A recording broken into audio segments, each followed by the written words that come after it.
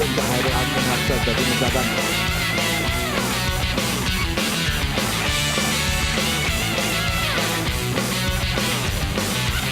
Saya ingin berkongsi pertanyaan dan cadangan.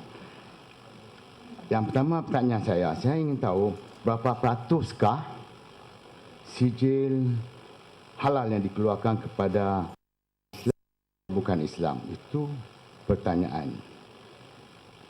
Lagi satu, saya amat kesal lah. Saya hadir masa berkenaan perumahan tu, wakil Bank Negara tak hadir. Hari ini pun HDC pun tak hadir. Saya nak tahu apa tugas HDC ni itu. Jadi berkenaan cadangan saya lah, berkenaan logo halal ni, pemilik kita pecahkan 3. Satu yang dikeluarkan oleh orang Islam, halal tu kita boleh katalah hijau semua. Dan kalau yang 50-50 joint venture, kita bubuh merah dan hijau. Kalau yang 100 ini agak-agak soalan tadi tujukan pada ahli panel mana agak-agaknya? Itu saya akan ulas balik kemudian lah. Bagilah peluang sikit, janganlah. Okey. Yang satu saya dah hilang kiraan lah. Okeylah. Jadi senang ya. Kita buat 3. Logo memang logo senang. Lagi satu barcode. Tak ada barcode langsung. Siapa pun boleh buat. Ini kan kalau barcode kita bubuh, kita boleh scan apa yang ada kan. Itu saya kata buat 3. Satu yang pengeluar. Mesti yang Islam kita buat hijau. Yang joint venture 50, kalau 50 kita buat sponsor. Kalau 20-30% kita buat 20%. Kalau yang Islamnya 20% kita buat yang 20%. Kalau hijau kira 20%. Lepas 80% kita buat merah, senang. Jadi senanglah biar kita awasi biar kita buat satu ni kan. Kita tengok banyak yang logo tipu pun banyak, tipu-tipu pun banyak kan. Jadi barcode tu penting lah. Jadi dalam persembahan yang dibuat oleh TPM tu, Biotech oleh Tuan Zul lah saya panggil. Saya ucap tahniah lah kepada beliau yang telah banyak kita pun tak tahu macam mana dia punya masalah yang buat kan. Jadi saya haraplah yang pertama pengeluar kita nak tahu siapa owner dia. Owner tu kena penting. Pekerja lah, pengedar tu secondary lah nombor 2. Sebab kita tahu ini orang ni keluar. Dia kontrol. Kalau orang Islam dia takkan dia nak yang masuk kinzir dia takkan bubuh kan. Kalau kita takut yang bukan Islam tu nak cari duit, malam duit, takut dia akan boleh buat apa saja. Saya tengoklah masalah satu tempat lah dekat sini. Dia ni peniaga bukan Islam. Dia panggil orang Indonesia yang pakai tudung-tudung kita kata Islam. Orang Melayu kita kata Pak Haji pun duk sebat ya. Saya nampak sendiri. Yang bawa ayam tu orang bukan Islam lah kan. Takkan dia nak ambil pada orang Islam. Apa soalannya? Soalannya pemantauan. Jadi pemantauan di bawah kuasa tu saya biarlah serik sikit. Ya. Okey. Saya memantau juga soalan-soalan yang dikemukakan. Kita ada 2 lagi persoalan daripada bawah sana. Kita beri peluang pada yang lain. Okey, terima kasih banyak. Bismillahirrahmanirrahim. Assalamualaikum warahmatullahi wabarakatuh. Nama siapa? Nama Hairul Amin Hassan. Sebenarnya tentang isu halal ni saya setuju. Beberapa pandangan mengatakan ini bukan masalah bangsa. Dia tak ada kena-mengena dengan Cina ke, Hindu ke, agama ke. Ini adalah masalah menghormati sesuatu agama. Dalam negara Malaysia kita perlu menghormati bahawa orang Islam perlu konsum secara Islamik. Dan benda itu harus dihormati oleh semua bangsa. Dan begitu juga kita menghormati orang India yang tak boleh makan daging misalnya. Kita perlu menghormati itu. Begitu juga orang yang vegetarian. Kita tak boleh nak bagi daging kepada dia. Mana isu situ isu menghormati. Oleh kerana isu ni isu menghormati, ada pihak-pihak yang menggunakan kesempatan keuntungan. In fact yang dapat logo halal pun, saya minta maaf lah pada JAKIM, yang nak buat logo halal pun saya merasakan ada beberapa kebincangan. Bila kita buat undang-undang, undang-undang tu hanya kita boleh salahkan orang apabila kita mendapati atau kita tangkap dia bersalah. Selagi kita tak tangkap dia bersalah, dia terlepas daripada kesalahan walaupun dia buat salah. Jadi di sini masalah pemantauan. Jadi ada dua perkara yang saya nak bangkitkan. Pertama, saya mintalah, setahu saya dalam mungkin dah berubah dalam isu halal ni, untuk kita mohon sijil halal, biasanya akan ada satu orang penama atau dua orang penama yang orang Islam. Biarlah, saya setuju dengan Saudara Syukri, biarlah levelnya itu bukan kerani. Kalaulah saya ni tokey, kerani di bawah tu sebagai saya punya referee, yang saya bayar gaji, takkanlah kalau saya nampak ada kesalahan, saya terpaksa memikir saya nak makan gaji ke, nak selamatkan ke. Biarlah satu orang yang boleh dipertanggungjawabkan. Boleh buat syarat. Jadi bila boleh dipertanggungjawabkan, in fact saya rasa perlu ada prosedur tambahan di mana ada satu pengakuan yang ditandatangani oleh orang yang kita bagi referee itu, bahawa jika sekiranya dia tidak memantau mengikut peraturan, tidak akan diambil ke atas dia. Dia kena terima benda tu. Kalau tidak, jangan jadi referee. Jangan jadi pak sanggup. Kita kena ajar orang-orang kita jangan jadi pak sanggup. Itu yang penting. Kena ada. Buat satu undang-undang yang tegas kepada mereka jadi referee ni. Itu paling penting. Saya tengok banyak orang digunakan hanya untuk jadi referee. Itu kita kena ingat. Walaupun benda tu sah, tapi JAKIM harus mengambil tindakan ini. Jangan biarkan orang kita menjadi pak sanggup dengan duit yang kita bagi pada dia. Itu yang pertama. Yang kedua, isu halal ni saya dah rasa kita bincang dah lama. Dalam radio bernama pun saya dah bangkit benda ni. Saya nak cadangkan, akta tidak cukup. Kerana bila akta dan undang-undang, perangainya ialah how smart saya boleh lari pada undang-undang. Itu persoalannya. Jadi masalah penguatkuasaan menjadi problem kerana tenaga tak ada, pekerja tak ada, duit tak ada, bajet tak ada, semua. Maka jadi masalah isu. Sekarang ni saya nak cadangkan daripada dulu lagi saya jalankan, supaya bila sebut hal halal, jadikan dia, upgradekan JAKIM ataupun keluarkan hal JAKIM ni kepada Suruhanjaya Diraja. Bubuh dia halal di bawah Suruhanjaya Diraja. Mana skop bidang yang lebih besar daripada yang sedia ada. Dan kesalahan mereka yang melanggar ini adalah menghina agung. Kita bubuh di situ. Biar dia tahu, biar kita salahkan dia. Once kita dapati dia bersalah, mana kita bubuh dia menghina agung dan menghina agama. Upgrade benda itu. Biar dia di situ. Saya cadangkan pada PPIM, pada JAKIM yang ada, please take it seriously. Kalau perlu kepada PPIM, kalau perlu kita buat petition, PPIM kita akan pergi seluruh negara. Petition minta supaya diadakan satu Suruhanjaya Diraja yang mengawal isu halal. Dan barulah saya rasa benda ini akan dipandang serius oleh semua pihak, supaya menghormati Islam. Kita berhak untuk konsum cara Islam, yang agama lain berhak untuk dia mengamal cara dia. Wallahu alam. Terima kasih. Saya ada tiga perkara dan tiga soalan. Sebelum saya mengutarakan pendapat ataupun soalan-soalan ini, saya nak rujuk kepada titah Yang Mulia Raja Nazrin. Dan dia telah, Baginda Raja Nazrin telah mengingatkan kita yang dalam perlembagaan Malaysia, Islam adalah the religion. Maknanya Islam tu, taraf Islam tu di Malaysia teramat tinggi. Dan dari sudut perundangan, dari sudut tingkat keperluan umat Islam mesti dipandang dengan begitu tinggi. Jadi dalam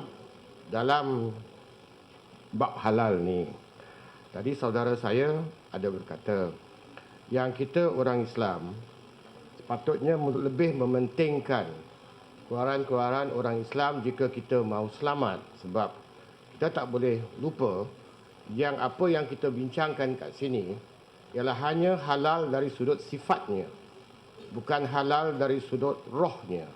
Sebab halal itu bukan saja sama ada ianya ada unsur babi, tetapi sama ada ianya dibuat dengan sumber yang halal.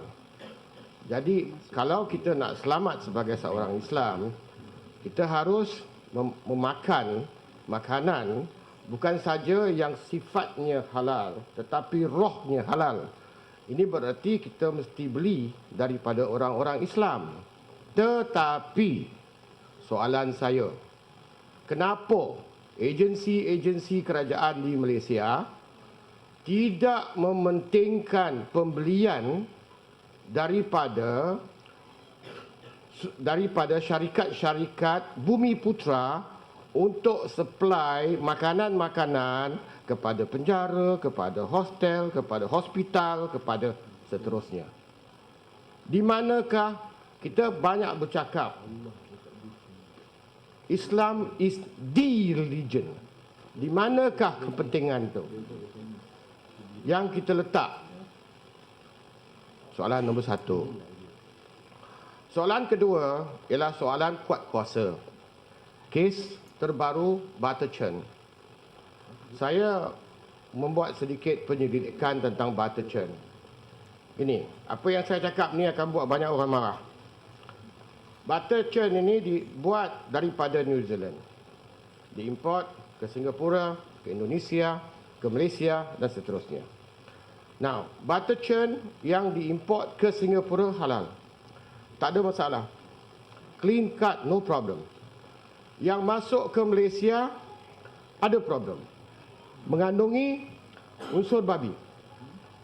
Now, pihak JAKIM tidak mempunyai excuse kenapa dia tidak boleh ambil tindakan walaupun di bawah perundangan yang ada dalam JAKIM tak cukup, tetapi Malaysia ada Food Act. Ada Food Act.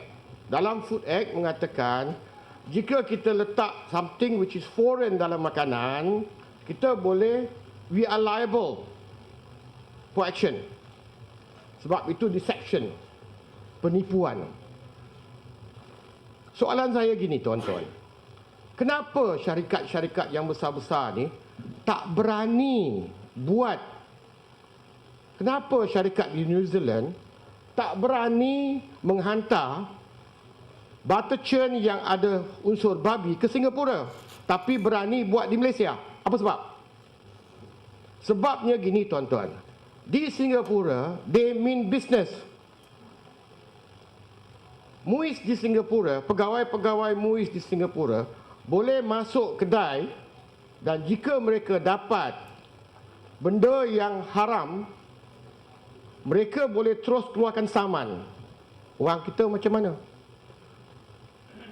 Di manakah kuasa kuat kuasa? Butterchen, apakah tindakan-tindakan mahkamah yang telah diambil bukan saja oleh JAKIM tetapi juga oleh Kementerian Perdagangan Dalam Negeri kerana deception? Kita dengar banyak syarikat-syarikat yang telah menipu orang Islam, telah dipaparkan di surat khabar, telah diekspos. Mana tindakannya? Mana tindakan undang-undang? Second question. Third question. Kita bercakap tentang halal.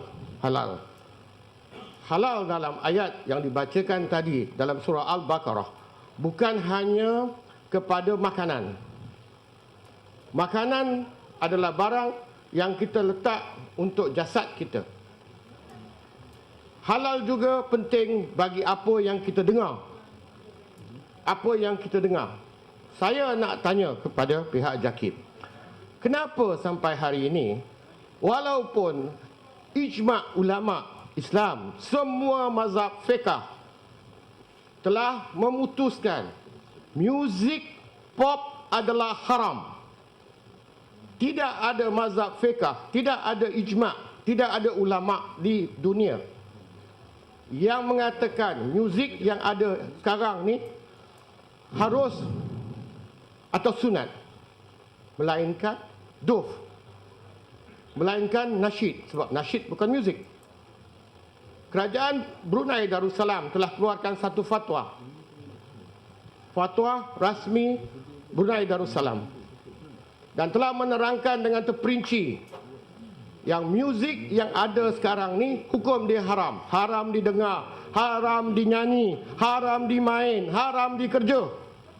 Tapi kita di Malaysia anugerah lagu dapat hadiah sebut alhamdulillah. Dan tak ada orang tegur, tak ada orang kata stop, ini dah melampau. Orang yang jadi penari pejoget dipanggil seniman dan diberi title, padahal mereka pembuat maksiat. Terima kasih. Jadi soalan saya, sejauh mana JAKIM is serious untuk implement Islam is the religion of the Federation? Thank you. Bertanya tadi daripada Encik Abdul Muhaimin, Encik Khairul dan juga Tun Haji juga. Baik, berhubung dengan peratus Bumiputra dan juga non-Bumiputra ataupun Islam dan juga yang bukan Islam ini, pada 2 tahun yang lepas memang statistiknya telah menunjukkan bahawa 80% adalah orang bukan Islam dan juga 20% sahaja pengusaha Muslim yang mendapat sijil halal dengan pihak JAKIM. Tapi sekarang ini kita lihat bahawa peratus itu bagi orang bukan Islam dia telah menurun. Ini bermakna ada peningkatan kepada peratus orang Islam yang naik kepada lebih kurang 22%. 22% sahaja orang Islam yang mendapat sijil halal dengan pihak JAKIM. Itu tak termasuk lagi dengan pihak Jabatan Agama Islam Negeri, ya. Jadi di mana silapnya, itulah yang kata adakah mereka ini tidak berminat. Pengalaman saya apabila kami membuat taklimat dan juga membuat khusus kepada pengusaha-pengusaha Bumiputra, sama ada di bawah Fama, Risda, Mardi, LPP sebagainya, ayat yang biasa yang kami dengar daripada pengusaha-pengusaha Muslim ni, kami dah Islam dah Ustaz, nak buat apa lagi sijil halal? Itu ayat yang standard, yang biasa. Susah Ustaz nak dapat sijil halal. Bila tanya dah mohon ke belum? Belum lagi mohon dah kata susah dah. Ya, nak mendapat satu yang perkara yang bernilai, dia kena usaha dengan lebih kuat. Nak membeli Ferrari, BMW, dia kena usaha dengan lebih kuat. Bila dah dapat, dia memang yang bernilai. Dan juga bila disebutkan bahawa isu halal ini dipinggirkan, memang pengalaman kami bila pengusaha Islam ini, itulah ayat-ayatnya yang dia tak melihat kepada halal ini suatu sudut yang business trade. Berbeza dengan pandangan orang bukan Islam, dia lihat bahawa bisnes halal adalah suatu yang bisnes, lebih kepada perniagaan sebagai marketing tools. Maka bagi dia tak apalah, kita dah orang Islam dah halal. Tapi apabila nak pasarkan ke hadapan, maka dia gagal. Bila gagal, maka syarat bagi pihak JAKIM, mana-mana industri yang nak mohon sijil halal kena pastikan ingredient ataupun bahan-bahan ramuan itu mesti ada sijil halal. Maka apabila syarikat A nak mohon sijil halal untuk kek contohnya, dia mengambil tepung daripada syarikat Bumiputra. Syarikat Bumiputra berpandangan, nak buat apa Ustaz sijil halal? Kami dah Islam dah. Maka dia tak boleh memenuhi kehendak ini. Maka apabila mohon sijil halal dengan pihak JAKIM, dia tidak memenuhi kehendak dan juga prosedurnya. Bukan haram. Kami tak kata yang tidak ada sijil halal itu adalah haram, cuma tidak dipersijilkan. Nak tahu halal ataupun haram, kena buat pemeriksaan, kena buat audit lebih dahulu. Jadi inilah yang kata apabila bahan-bahan, dan juga ada juga kaitan yang mengatakan bahawa apabila kami asingkan, ini logo halal untuk Islam, ini logo halal untuk yang non-Muslim, bermakna kita akan melihat produk Islam sikit, nampak jurang yang teramat sangat. Dan juga bila satu undang-undang yang dibuat, dia buat untuk semua orang, kecuali dia bawah enactment jenayah syariah negeri, dia terpakai kepada orang Islam saja. untuk halal di bawah APD 2011 yang baru, dan juga termasuk jugalah APD Akta Perdagangan 1972 yang lama. Dia kata kepada semua orang, mana-mana orang pun. Ya. Sebab itulah kalau kita lihat Akta Perdagangan 1972 yang dikuatkuasakan oleh KP dan KK. Di bawah akta ini ada satu perintah perdagangan penggunaan perbahasaan halal, bahasa halal. Dalam perintah ini, dalam undang-undang ini mengatakan bahawa mana-mana orang boleh menggunakan perkataan halal. Dia tak sebut pun logo halal JAKIM ke JAIN. Mana-mana orang. Bermakna semua orang, termasuk Islam dan juga bukan Islam, boleh menulis perkataan halal ataupun bahasa halal, perbahasaan halal. Sama ada yang tulis halal HALAL ataupun yang tulis halamil lam ataupun yang tulis ditanggung halal, makanan orang Islam, pork free, alcohol free, ataupun apa jua lambang kubah, lambang masjid, lambang bintang, lambang bulan, tak kira bulan tu hijau, biru, kuning pun, selagi mana ianya dianggap bahawa makanan yang dia serve, yang dia buat itu adalah halal, baru salah. Dan juga pensejilan halal, perkataan halal di negara Malaysia ini secara sukarela. Kita tak boleh nak paksa. Dia bersifat sukarela. Ini undang-undang yang ada pada APD ataupun Akta Perdagangan 1972. Sebab itulah kita lihat macam-macam jenis logo halal. Kalau pergi ke kopitiam lain, logo halal dia. Pergi ke KFC lain, Pizza Hut lain sebagainya, dia mempunyai logo halal yang berbeza-beza. Oleh kerana itulah kepincangan undang-undang ini yang 1972 lagi. Dan juga saya saya bekerja dengan JAKIM ini tahun 2003. Sebelum tahun 2003 tidak ada penguatkuasaan undang-undang yang detail. Tidak ada standard.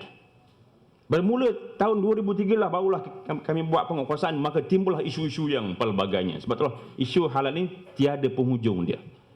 Dia akan keluar, sentiasa keluar sebagainya. Dan juga oleh kerana itulah APD 2011 telah diluluskan 11 Julai yang lepas oleh Parlimen, yang mana APD atau Akta Perdagangan 2011 ini akan menamakan JAKIM dan juga JAIN sebagai competent authority, sebagai agensi yang berwibawa dalam Malaysia ini, yang akan dikuatkuasakan pada 1/1/2012. Bermakna bermula 1/1/2012 tidak akan ada lagi logo halal, perbahasan yang halal. Yang ini akan memberikan kesan kepada pengusaha-pengusaha Muslim kita yang tulis halal sendiri, maka tak boleh tulis langsung. Kalau nak tulis, kena mohon.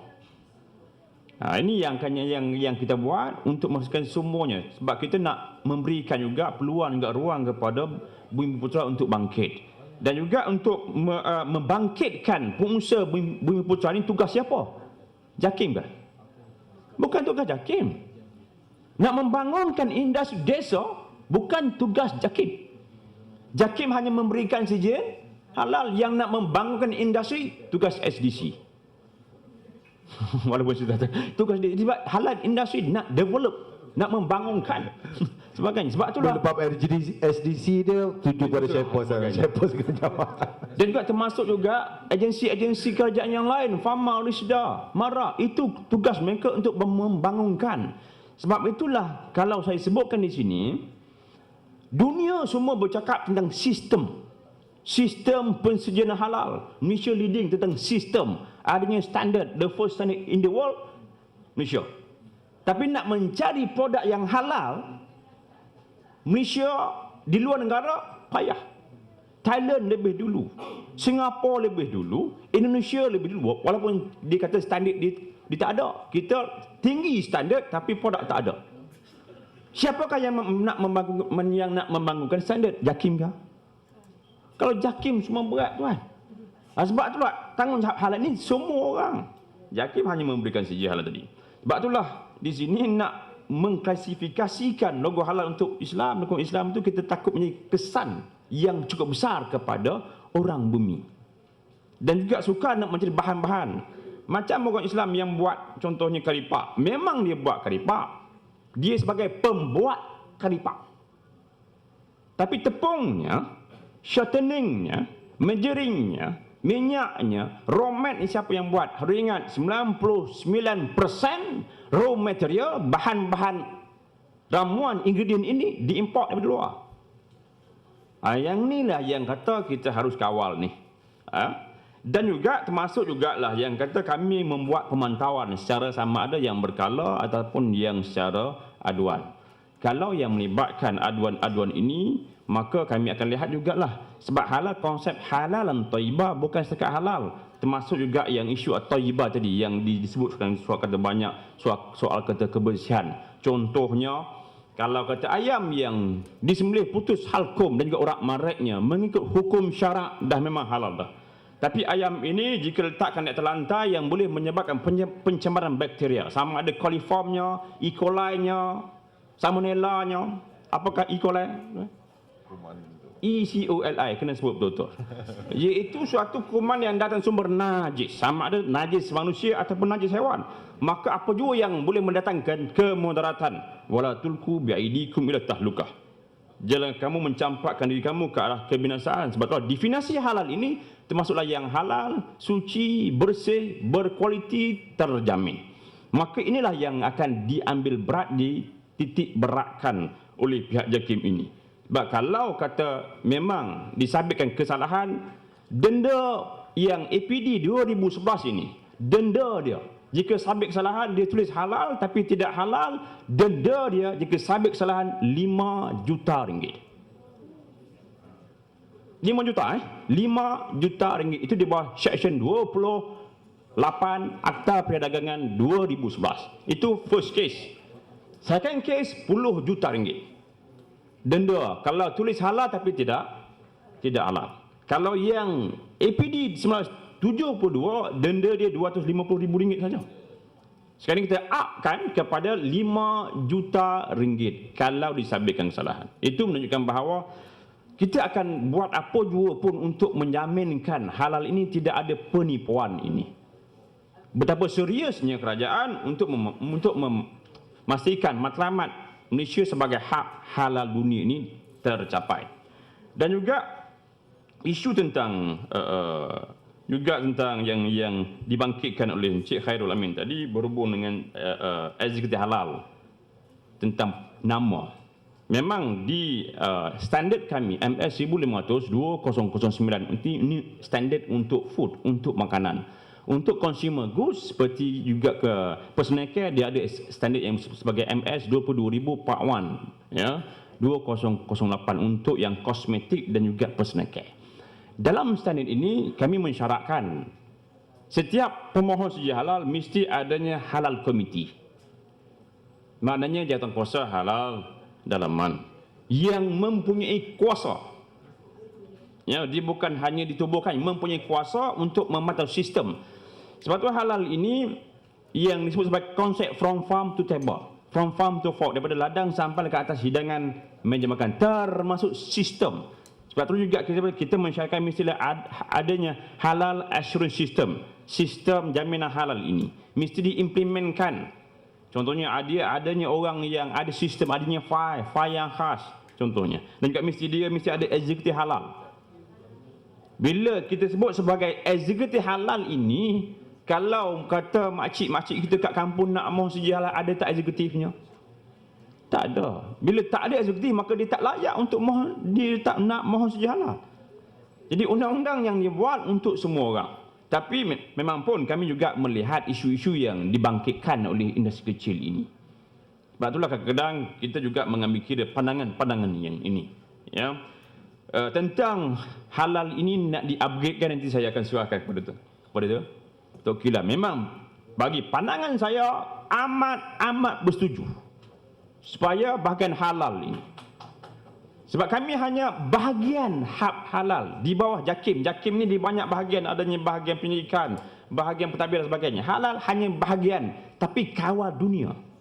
Bukan sebab kami bukan hanya mengawal di Malaysia, tapi termasuk dunia. Kuatlah. Sebab itulah adanya mesti ada sifat kami ni, mesti adanya untuk ummah ni, mesti ada. Juga jihad halal yang cukup kuat. Tapi kalau ada ruang yang boleh di-upgradekan, sebab kita harus ingat bahawa kemajuan itu maju bermakna hari ini mesti lebih baik daripada hari semalam. Itu yang disebut sebagai kemajuan. Bagi ramai untuk roti canai cukup sedap. Restoran itu letak di jalan Gasing PJ.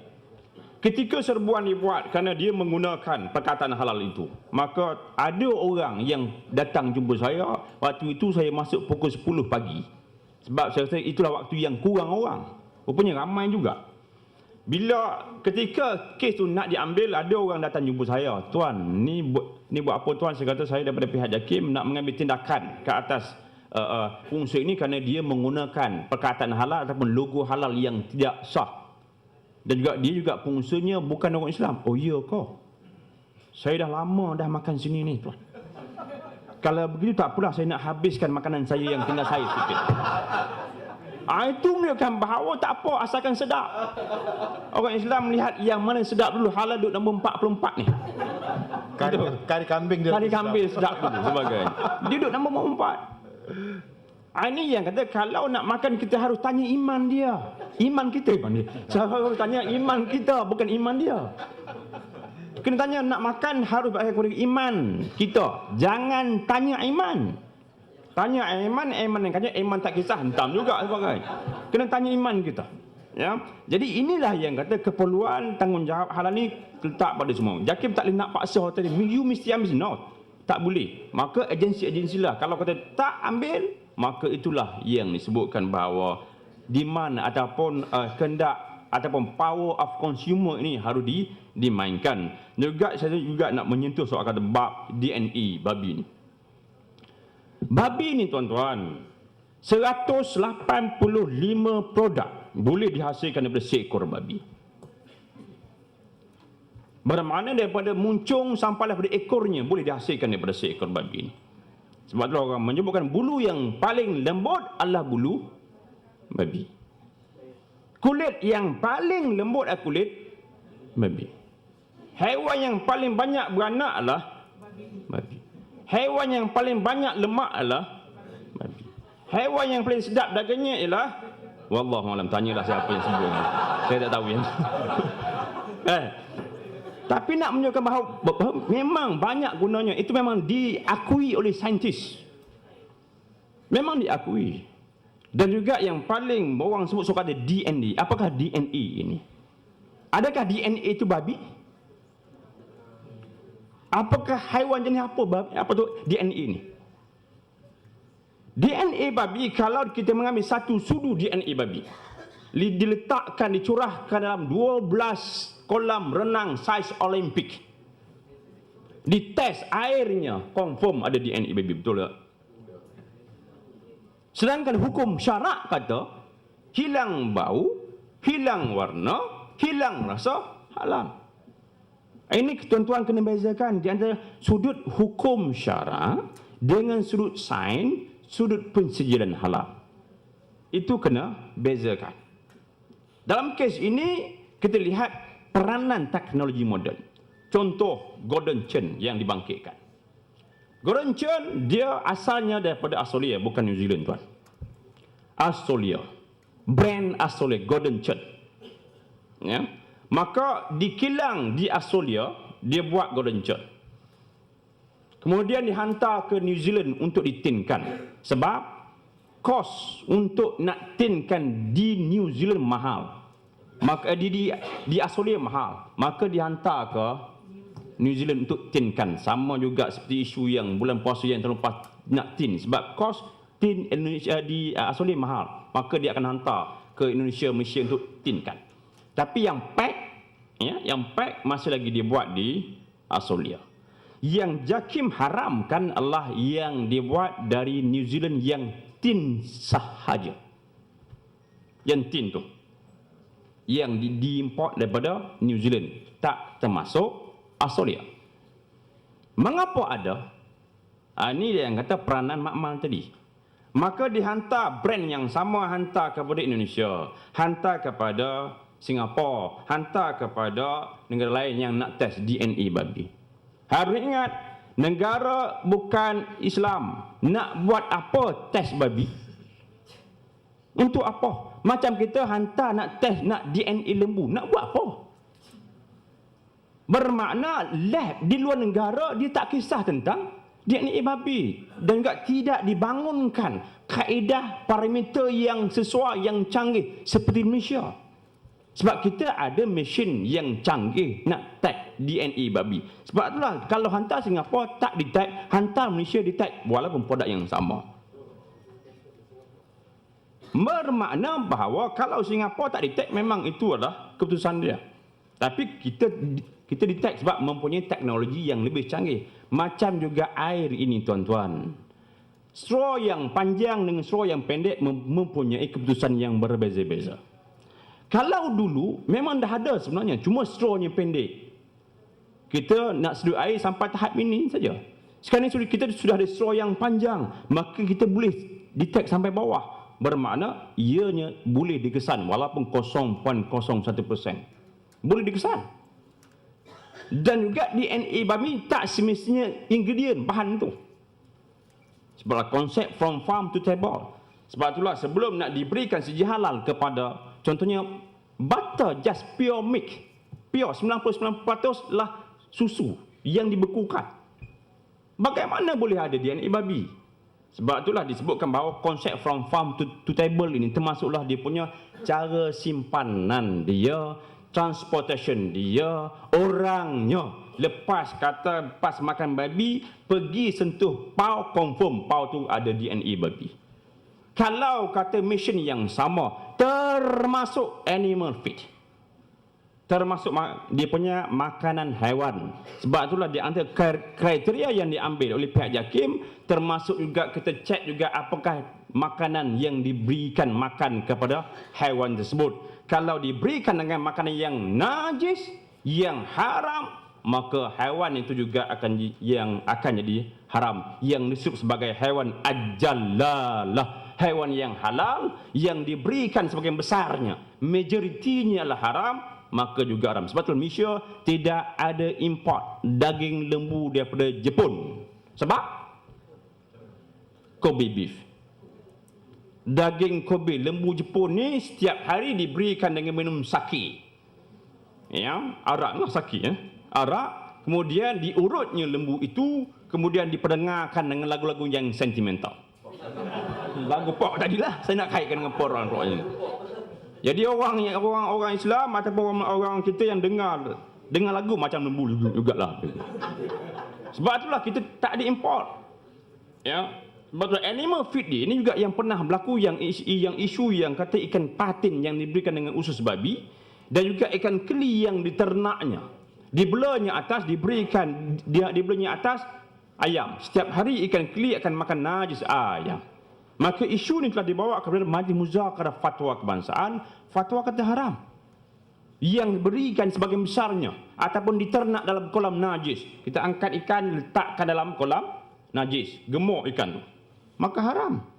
Nah, sebab itulah inilah yang disebut, Islam dah sebut lama dah. Yang kata kalau nak makan juga haiwan-haiwan ini maka perlu dikuarantinkan. Makna dia ikan keli yang berada di pasaran sekarang ni dalam kategori yang disebutkan tadi tu? Tak semuanya. Tak semua.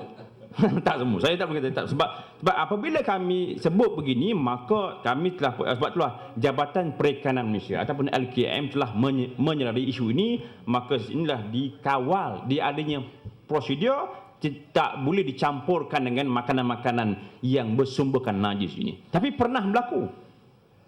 Itu pernah berlaku. Itu belum lagi store yang sama. Yang kes bayam dengan kes batik dulu kan. Bayam. Bayam lah babi campur ayam tu. Bayam. Bukan saya kata orang suka apa. Bayam dan juga batik lah babi campur itik. Batik lah. Sebagainya. Juga pernah berlaku. Jadi benda tu memang berlaku. Tapi oleh kerana tidak ada perkataan halal, mengikut undang-undang tak salah. Undang-undang Indonesia kalau you tak tulis halal, termasuk juga fishball yang adanya DNA babi sebagainya, tapi you tak tulis halal, orang Islam yang makan, hukum syarak kata haram. Tapi undang-undang kata tak salah. Sebab saya tak isytiharkan produk saya halal. Ini peranan consumer. Kalau dah tak ada logo halal, duk beli buat apa? Jangan salahkan pula pada pihak JAKIM ini. JAKIM lah yang tak boleh cek siapa yang makan. JAKIM makan ke tuan-tuan makan. Ini yang kata kalau termakan juga produk yang haram tapi tak boleh halal, itu rezeki lah. Itu kita kata tak boleh. Tapi peranannya ini yang kata dikaitkan dengan isu agama. Kullu lahmin nabata minal haram fauna aulabiyah. Siap daging yang tumbuh yang membesar daripada sumber yang haram, maka nerakalah yang paling layak untuk dia. Dan juga tentang muzik ini saya tak boleh nak memberikan jawapan lah. Ialah arak haram tapi tetap juga orang minum dia. Babi juga begitu, tapi harus ingat babi pada hari ini kita tak makan yang fresh Yang terbitan itu belum lagi bab gelatin. Belum lagi bab animal fat, glycerin, rennet sebagainya. Karena nak itu dan mungkin juga ada soalan yang lain berhubung dengan gelatin, nanti saya akan lebih kepada itulah. Saya rasa itu saja yang boleh saya nak. Terima kasih. 13 tahun dahulu semasa persatuan baru ditubuhkan, kita banyak menerima aduan dan banyak kes-kes lah, fishball lah, fish cake lah, segala macam benda, sausage lah. Bila kita bercerita-cerita, rupanya masa itu tak silap saya, masa Datuk Datuk Mustafa KP, dia kata dia nak buat kerja macam mana. Dia kata JAKIM 6 orang je pegawai yang nak jaga satu Malaysia masa tu. Lepas tu saya ke Selangor. Selangor jumpa kawan saya, Ustaz Salihin. Dia kata satu Selangor yang 4 juta orang tu 4 orang je ada. Lepas tu seorang cuti maternity, 2 orang pun dia kerja jenis apa? Kontrak. Jadi macam mana nak jaga tu? Dan kita cukup bersimpati dengan JAKIM. Tapi alhamdulillah atas desakan persatuan JAKIM, lepas tu kerajaan tambahkan sampai beratus orang kan. Tapi beratus pun masih tidak cukup, jauh dari mencukupi. Jadi balik cerita tadi, kita perlukan sesuatu. Tetapi perlukan sesuatu itu perlukan cara strategi kita untuk mendapatkan sesuatu. Untuk itu kita kena belajar daripada kawan-kawan kita, orang Cina atau orang India. Tapi kita orang Melayu, orang Islam kat sini agak berterabur. Nak bolehkan pagi ni untuk bersama di majlis ilmu ni, saya pun syukur alhamdulillah pasal ada juga yang berminat. Tapi kalau nak ikutkan betul-betul, satu PWDC pun tak cukup untuk dengar perkara ni. Tapi memang tak dapatlah, saya rasa garanti tak ada ramai macam tu yang nak datang. Pasal macam Ustaz sebut tadi lah, makan pun dia nak tunggu habis dulu. Dia sebelum nak tentu apa ni, dia sayang tu pasal sedap tu. Jadi asasnya adalah kelemahan kita sendiri. Kita yang lemah. Jadi kita kena perkukuhkan diri kita. Sebelum katakan saya cukup bersetuju dengan cadangan Suruhanjaya dan kita akan buat. Tetapi PPRM ni siapa? Kalau setakat PPRM 2-3 kerat dia nak buat kerja, garanti tak dapatnya. Jadi kita kena ada kekuatan. Kekuatan itu datang daripada kita semua. Satu pengguna, satu suara, satu undi. Ini hak kita. Kalau kita pandai, kita dapat. Tak pandai, cuba tengok. Kita belajar pada kawan-kawan kita dekat Hindrah. Apa nak dapat sekarang ni? Memang dia pandai. Kita patut hormat cara dia. Pasal itulah kerjaan pun dah katakan. Ini bukan zaman kerjaan mengetahui semuanya. Jadi sebahagiannya kena letak di tangan kita sendiri, para pengguna yang mengguna. Pasal kita JAKIM pun bukannya nak makan ke benda-benda yang ada di atas di supermarket. Yang nak makannya kita. Jadi kita lah yang bertanggungjawab. Jadi pergerakan itu yang sebab tu gerakkan. Gerakkan, tujuan kita nak gerakkan. Kalau kita tak gerakkan, siapa kita nak suruh JAKIM gerakkan? Dia pun kerja dia pun tak habis. Jadi kesedaran itu harus datang daripada kita semua. Kita harus belajar. Ini yang saya nak share lagi. Kebetulan saudara William kita pun ada di situ. Kita tengok masyarakat Cina. Dia tak perlu apa-apa pun. Kerjaan apa pun tak ada masalah pada dia apa. Pasal dia ada persatuan. Persatuannya ramai. Persatuannya banyak. Kita persatuan pun banyak, tapi kesatuan tak ada. Duk bergaduh je, tengok bayang pun tak boleh satu-satu. Jadi macam mana? Macam kucing. Kita ni orang pengguna Islam ni macam kucing. Duduk satu padang bola ataupun ujung sana ujung sini bergaduh. Wah, macam tu. Lawan tak juga. Duduk aja. Jadi macam mana? Salah siapa? Saya nak tanya salah siapa? Salah kita sini. Jadi anjakan paradigma perlu ada. Inilah tujuan kita di Persatuan untuk dia mudah aja. Saya tak nak kita bukan tujuan resis. Asas dia cukup mudah. Dalam sebuah negara majmuk seperti Malaysia ini, semua kena mempunyai kekuatan sendiri. Orang dalam tak usah cerita banyak, dalam keluarga kita semua ada anak beranak kan. Dalam keluarga, kalau satu keluarga yang ada 7 orang, seorang katakan tukang kebun, seorang kerani, yang lain lawyer, engineer lah, segala benda lah, businessman. Adakah matlamat bapa tu nak menyatukan keluarga itu boleh berjaya dan anak cucu dia boleh berjaya dengan apa ni, harmoninya?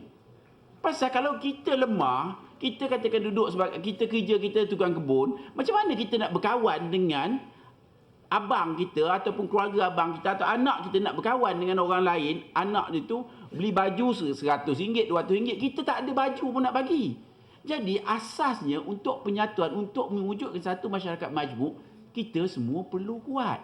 Macam kata Sun Tzu, kita kuat bukan untuk perang, kita kuat untuk tak payah perang. Kalau kuat sama kuat tak payah perang.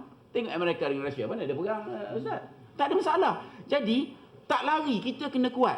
Kuat kita kena daripada apa yang ada di dalam kita. Jadi kita sama-sama yang datang ni maknanya kena menjadi katalis kepada kekuatan yang lain.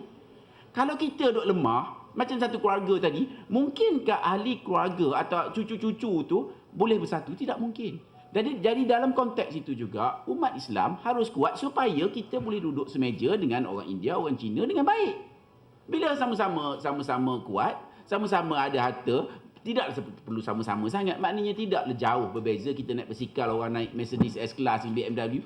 Itu saja asas dia. Jadi kekuatan tu perlu ada. Tapi kita orang Islam ni banyakkannya pada majlis ilmu baik dengar melodi ke entah apa benda muziknya, beli majalah. Majalah yang paling laku adalah majalah muzik. Jadi salah siapa?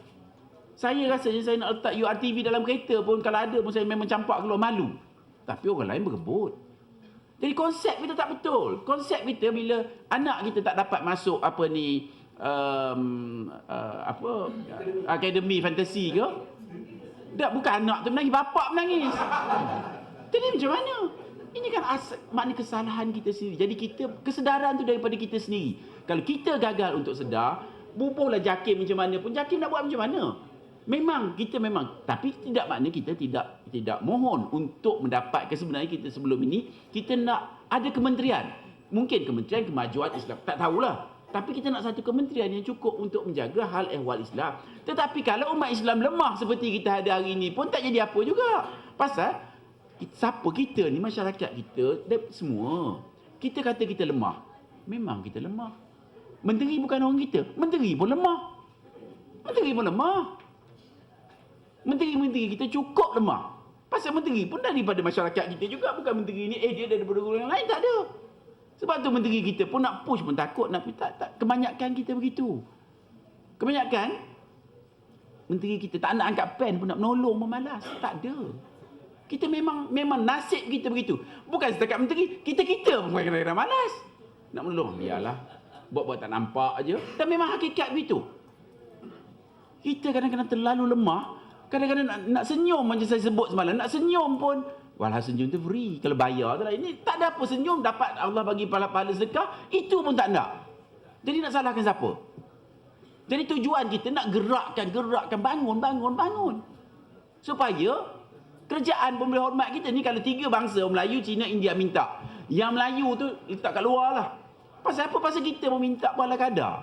Minta pun nak mengaum pun gigi pun tak ada. Siapa nak takut? Jadi ini kita kena bawa perubahan ni. Perubahan ni tangan kita. Nasib di tangan kita. Memanglah kita doa Allah tentukan. Tapi kita kena buat perubahan itu. Jadi daripada kementerian, Suruhanjaya pun cukup bagus. Itu kita akan usaha. Tetapi kita tidak nak berusaha berseorangan. Kita nak semua sekali. Saya yakinlah kalau jangan cakap 50%. Kalau ada 5% pun pengguna Islam nak, esok je kerjaan akan tubuhkan. Percayalah cakap saya. Tapi kalau hari ini kita macam ni lemah, jabuk pun tak dapat seharap lah. Jadi kekuatan daripada kita, ingat ya, kekuatan daripada kita, dan kita perlu membawa kekuatan ini supaya dapat kita demand-demand yang kita nak, tentu dapat. Sedikit ya, ini pengalaman kita. Kita kadang-kadang terlalu sedih.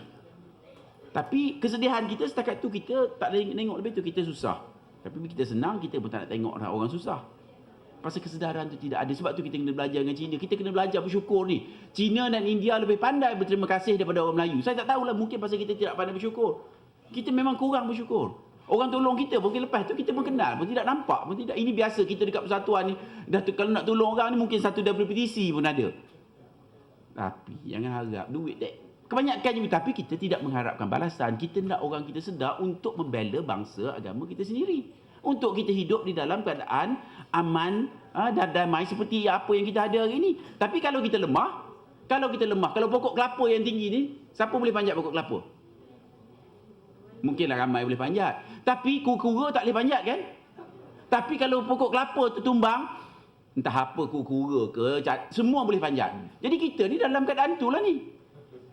Pasal kita sendiri, jangan nak salahkan orang. Kita balik, kita fikir. Kalau menteri kita nak tolong pun, oh saya tak boleh tolong ni, saya ikut buku.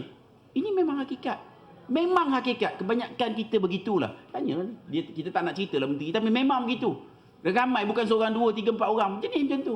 Jenis lupa daratan, lupa diri. Tapi kita juga, cuba kita translate kita punya kemarahan. Kita nak sesuatu. Jadi hari ini kita harap, selepas forum ini kita balik, kita fikir. Yang muda-muda dia perlu fikir. Yang muda-muda dia pun sudah perlu faham. Bukan, oh saya sekolah lagi. Tidak. Ini masa depan kita yang bawa. Dan insya-Allah kita boleh bawa perubahan itu. Jadi yang Suruhanjaya tadi kita akan push dengan sokongan semua kita di sini. Jadi kita hendak lepas ini lagi ramai datang. Ya, terima kasih. Kalau sekiranya Persatuan Pengguna Islam seperti mana yang disebut oleh Datuk Nazim tadi nak mencadangkan bahawa JAKIM ini diletakkan bawah satu Suruhanjaya atau diwujudkan satu kementerian khusus untuk mengendalikan perkara-perkara yang berkaitan dengan halal, Persatuan Pengguna Negeri Sembilan menyokong cadangan ini.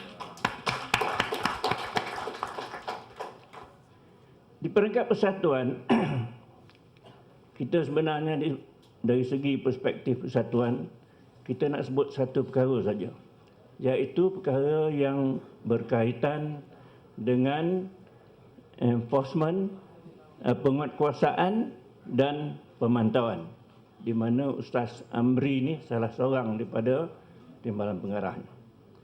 Kalau pertama sekali saya ucap tahniah juga kepada kerajaan kerana membuat pendaan kepada Akta Perihalan Dagangan ini, di mana mulai pada 1 bulan Januari kita akan ada satu saja logo halal ni, baik di peringkat pusat maupun di peringkat negeri.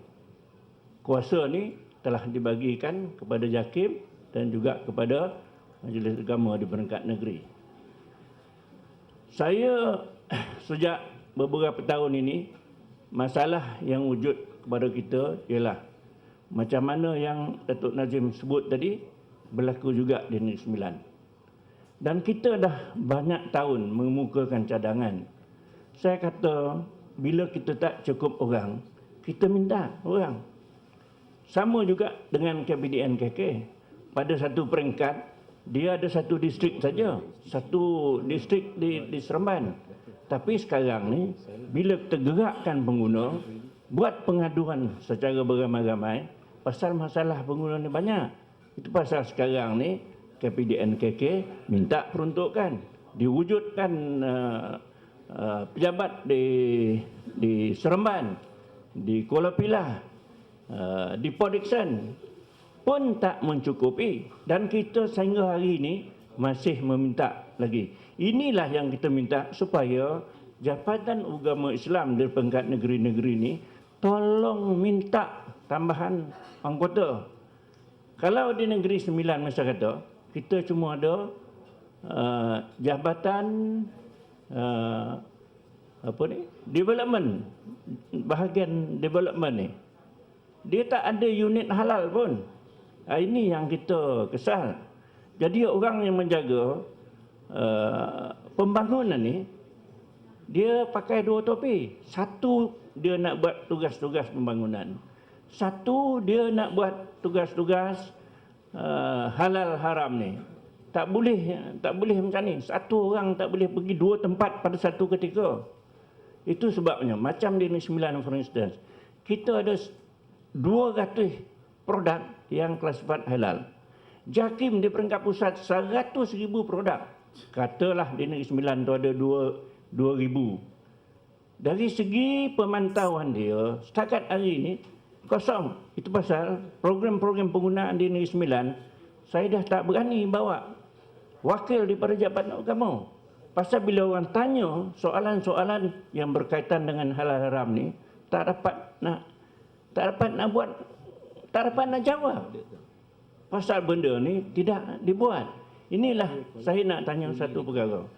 Bila kita nak melaksanakan logo halal ni pada bulan Januari tahun depan ni, macam mana cara JAKIM yang berpusat di Kuala Lumpur nak memantau produk-produk yang diluluskan oleh JAKIM di Negeri Sembilan for instance, dan macam mana Jabatan Agama di peringkat negeri yang tidak mempunyai kaki tangan untuk memantau dan memperbetulkan perkara-perkara yang berkaitan dengan produk-produk yang sertifikat halal tetapi tidak ada pemantauan. Ini yang perkara yang kita rasa sedih dan kita minta supaya mungkin JAKIM boleh membuat sesuatu supaya perkara ini dapat diperbetulkan. Terima kasih. Terima kasih. Hanisha Abdul Aziz.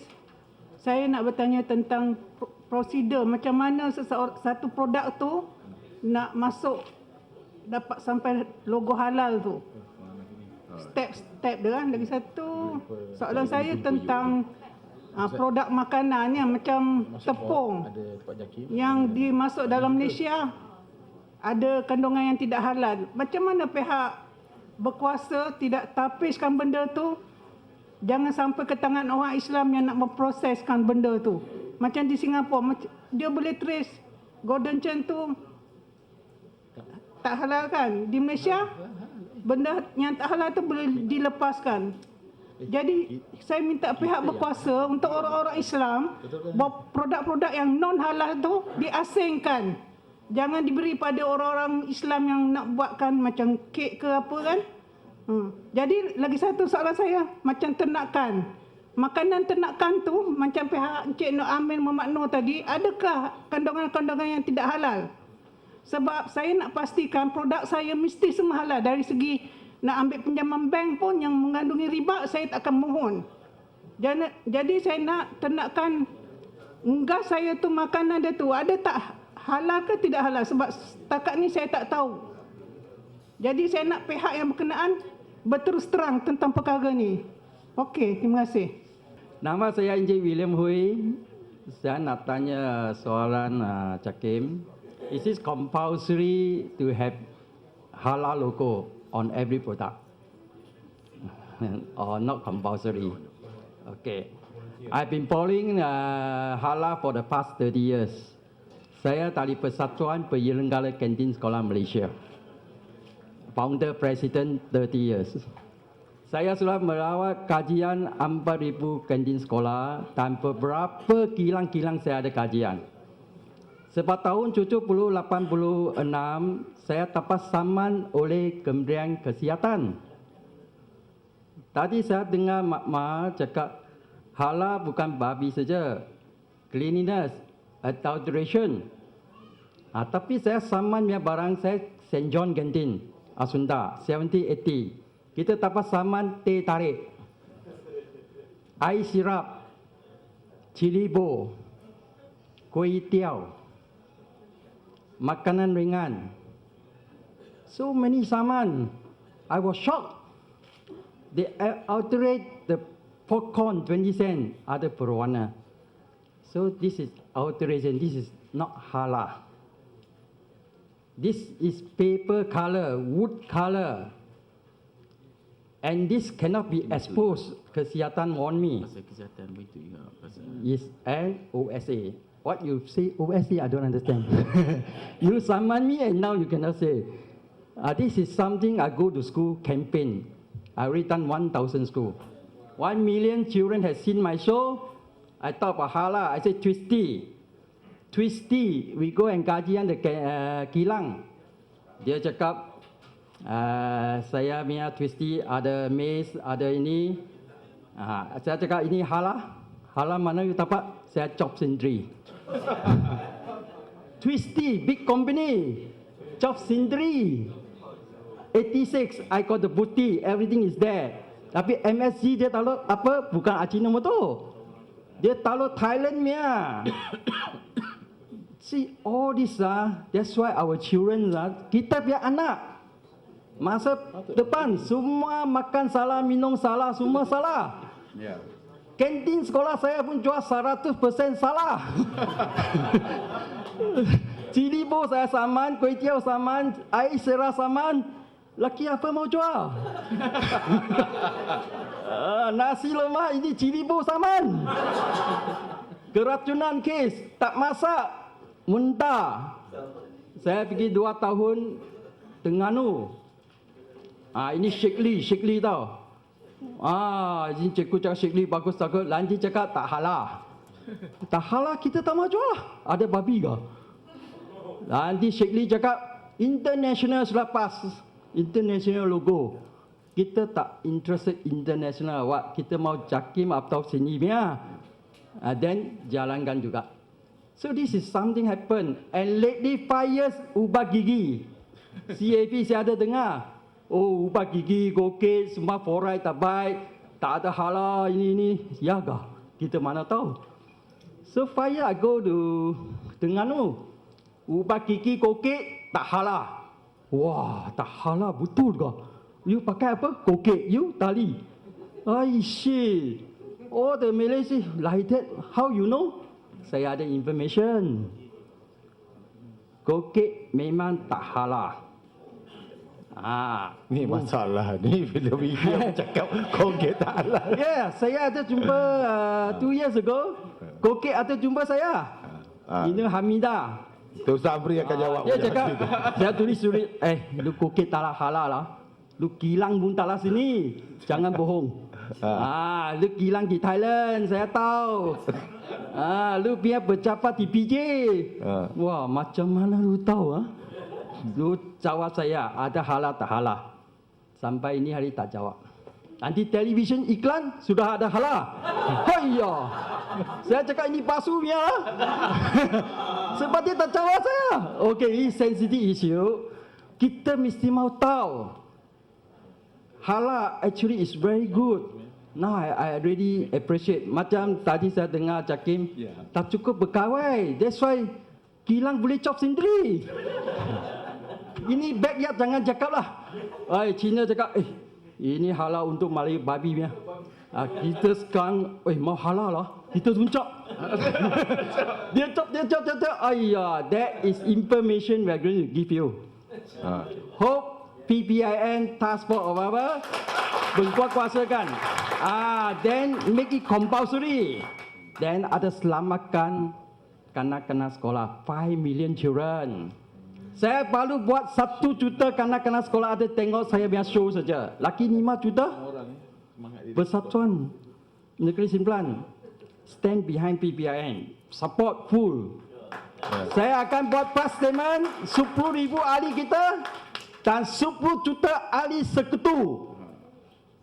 Sokong task force. Make it happen. Hope the press write a nice statement.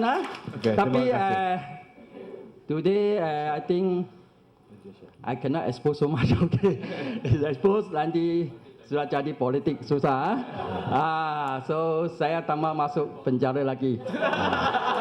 Saya sudah masuk 60 hari for nothing. Because the press highlight so much. KDN cakap, you cakap banyak lah. Masuk 60 hari dulu. Okey, terima kasih. Nama saya Agus Salim daripada Ampang. Saya salah seorang juga daripada aktivis PPIM secara tak langsung. Datuk pun saya kenal rapat insya-Allah dengan Dr. Nadim, Dr. Izhab berkenaan tentang awareness lah yang banyak saya tengok daripada pihak-pihak persatuan sendiri yang mengenengahkan persoalan tentang halal. Cuma saya nak beri sikit mungkin pandangan saya lah daripada pengalaman yang saya lalui. Antaranya apabila kita dah identify, saya tengok persatuan ada identify certain produk yang tidak halal. Okey, kita tahu macam contoh mungkin Mr. William tadi sebut pasal Colgate, kita pun tak tahulah lagi. Tapi kadang ada setengah pengguna yang mendapat informasi ini secara indirect. Jadi cadangan saya, apa kata kalau kita gunakan media yang sebab kebanyakan orang ni, pengguna ni kadang dia tak tahu. Melainkan selalu apabila dia dengar berita atau baca akhbar. Jadi mungkin akhbar yang ternama tu, yang kita boleh sebutlah, Utusan Malaysia ke, Berita Harian ke, apa saja, Metro ke, dapat memberi satu maklumat terperinci tanpa berselindung. Sebab kadang-kadang kita terbaca akhbar tu menyebut, pernah kita tengok persatuan PPIM sendiri ada keluarkan isu-isu berkenaan tentang produk fish cake tu, fishball. Tetapi maklumat berkenaan siapa yang mengeluarkan tu menjadi curiga kepada kita sebagai pengguna, tak tahu siapa yang sebenarnya yang terlibat. Jadi mungkin ada satu saluran melalui media sendiri memain peranan untuk memberi penerangan yang jelas kepada pengguna supaya pengguna dapat awareness tentang syarikat-syarikat yang mengeluarkan bahan-bahan yang tidak halal ini. Itu maksud saya lah. Tapi kalau saya tak tahu lah, mungkin kot ada kepentingan tertentu di mana nama-nama tak disebut. Tapi saya harap kalau dapat kita buat satu ruang di mana dapat kata maklumat ni sampai terus kepada pengguna, tak kira apa peringkat sekalipun, melalui media-media ni. Itu saja saya. Okey, terima kasih. Saya Muhammad Syafi'i bin Mat Yassin, berkenaan dengan halal. Saya nak mulakan daripada segi knowledge, integrity dan ekonomi. Inilah yang tiga benda yang saya rasa membawa kepada satu sistem komprehensif dalam halal. Okey, seperti yang kita tahulah dalam sirah pun, bila kata zaman Nabi dulu, bila dia tangkap orang-orang yang bukan Islam, contohnya Yahudi, kan, ada kalanya dia tak bunuh. Kenapa dia tak bunuh? Dia kata kenapa? Apa tidaknya kalau kata kita ambil dia sebagai tenaga pengajar untuk mengajar umat-umat Islam supaya berilmu. Jadi pada saya sebenarnya knowledge tu penting. Dalam Islam ni ada dalam hal halal ini knowledge tu penting. Kita mungkin ada gerakan-gerakan yang kuat, tapi saya pernah dengar biasan bunyi daripada kata-kata daripada orang bukan Islam. Dia kata, apa yang kita boleh buat dengan halal ni? Dari segi pengetahuan tentang halal tu sendiri pun amat lemah. Contohnya sekarang ni, pada skop yang kita ada sekarang ni, kita kata tentang DNA. Adakah itu je memadai untuk kita buat analisis tentang DNA? Tak cukup. Sebenarnya kita kena ada ilmu dalam hal ni. Mungkin di pihak kerajaan, di pihak JAKIM kena memikirkan ke arah yang lebih komprehensif berkenaan dengan ilmu ni, supaya kita tak ditipu ataupun dimanipulasikan. Sebabnya kita tak ada ilmu dalam hal ni. Saya melihat, saya pernah duduk bersama-sama dengan beberapa orang tenaga pengajar. Mereka mengatakan dia berusaha sejak mula dia keluar daripada universiti sampai hari ini, baru je ada anjakan sedikit berkenaan dengan hal ni. Kita cuma ada satu je institut penyelidikan halal di UPM, ada satu je. Sedangkan kita ada banyak lagi. Tadi apa yang saya perlukan di sini ialah kena ada satu universiti ataupun satu institut ataupun kaedah yang kita boleh buat seperti MPOB. MPOB, daripada kita tak tahu, sekarang ni kita dah tahu macam mana nak keluarkan benih yang baik.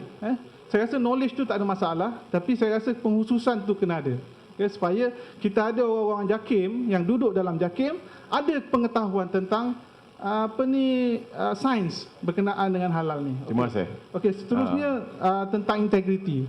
Bila kita ada ilmu, kita kata setiap satu syarikat kita akan ada komiti yang kita wujudkan untuk mengawal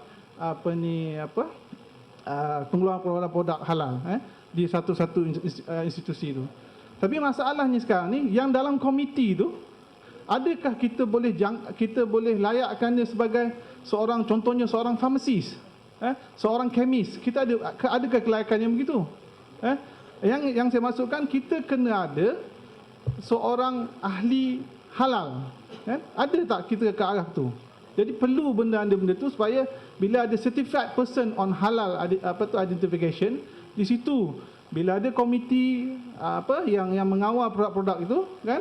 Jadi masalah produk yang ragu-ragu tu dah tak ada dah. Jadi yang itu kena ada.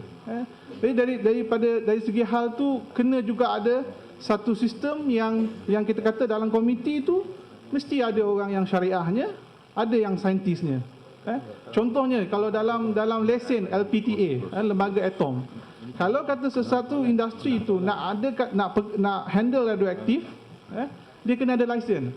Bila dia nak pegang lesen tu, Encik Muhammad Syafiq, sebabkan banyak sangat pendengar, mata kita terhad, saya minta supaya pandangan cadangan tadi nyatakan dalam bentuk tulisan kan, atau terus kepada kita. Penghabisan.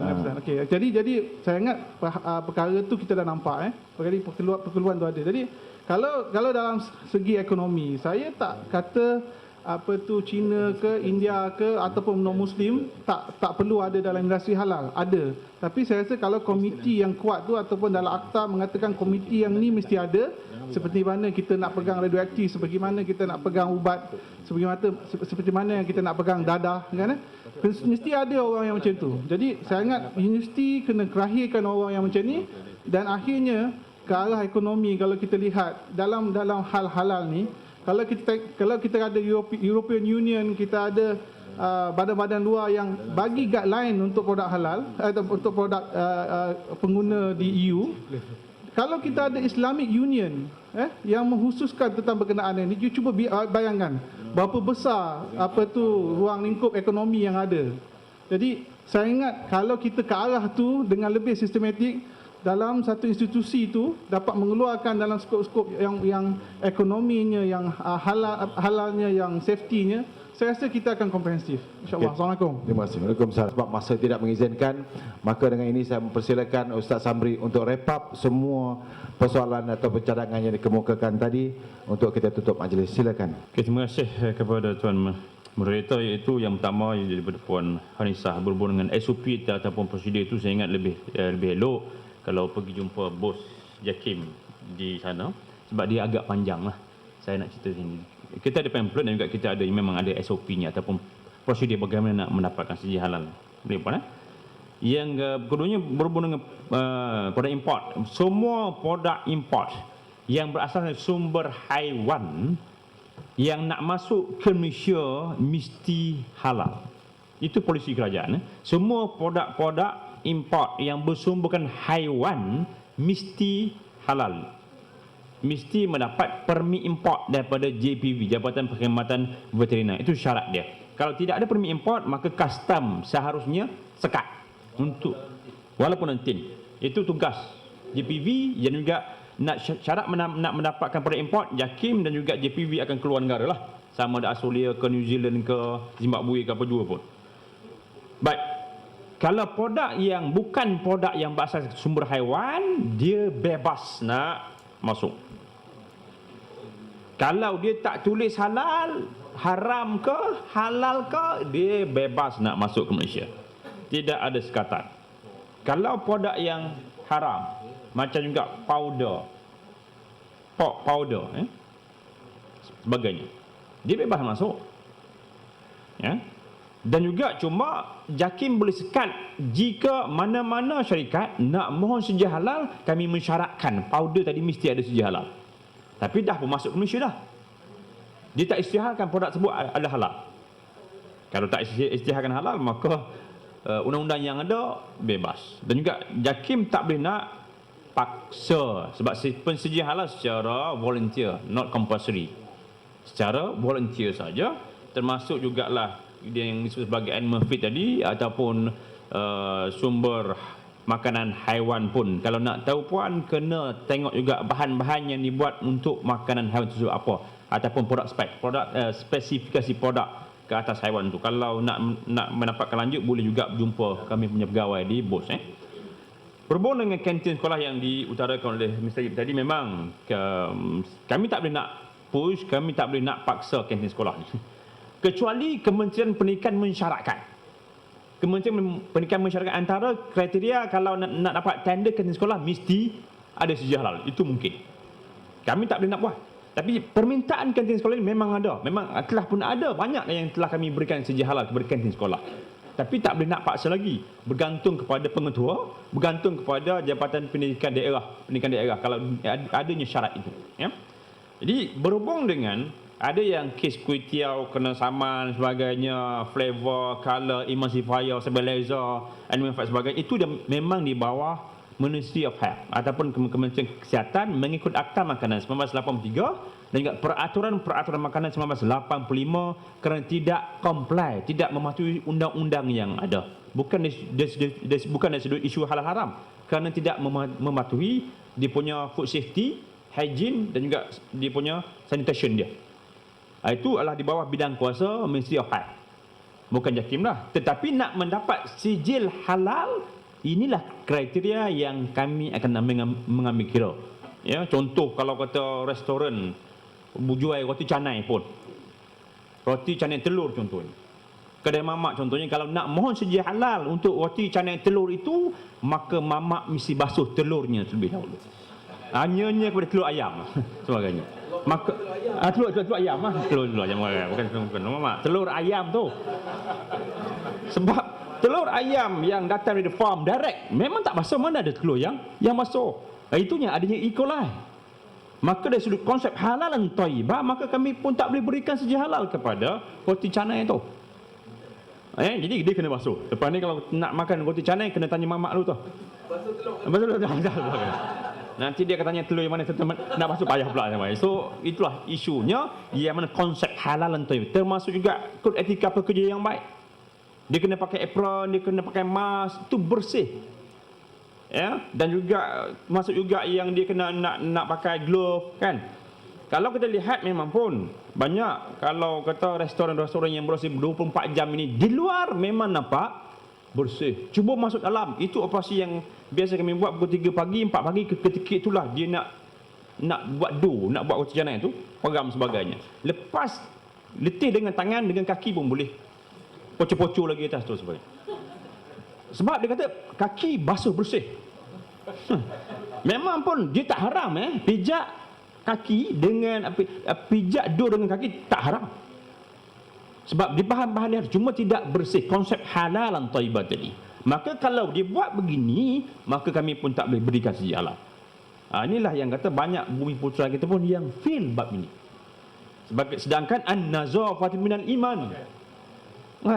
Itu yang kata saya pernah mencadang kepada pihak PBT, jangan duk halang di antara meja makan dengan tempat masak seperti orang Jepun. Tidak ada halangan tu. Maka dia akan jaga bab kebersihan. Sebab kita yang masuk tengok, kalau kotor nak makan, itu terpulang. Jangan marahkan orang lain. Baik. Sebab itulah dia yang termasuk juga isu Colgate. Colgate tak pernah haram. Saya bukan hanya nak itu juga, tak pernah haram.